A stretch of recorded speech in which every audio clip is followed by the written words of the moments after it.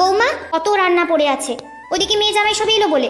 মা, একটা কথা বলার ছিল। বাবা বলছিল আজ আপনার ছেলেকে নিয়ে যদি একবার ঘুরে আসি ও বাড়ি থেকে। তুমি না থাকলে ওদের যত্নার্থী কে করবে? আমি সমস্ত রান্না করে গুছিয়ে দিয়েই যাব। আমার কাছে আমার বাবা মা আমার জীবনের ফার্স্ট প্রায়োরিটি। তারা তাদের অর্থ এবং শ্রম দুটোই আমার পেছনে দিয়েছে বলেই আমি এত বড় হয়েছি। এখন আমার সময় হয়েছে তাদের কিছু ফিরিয়ে দেবার। সন্তান হিসেবে এটা আমার কর্তব্য।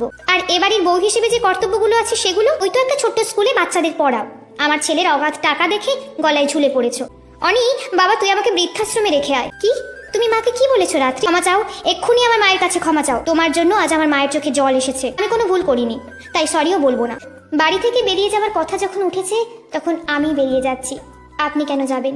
এই বিনা মাইনের কাজের মেয়েকে যদি দরকার হয় ডেকে পাঠিও।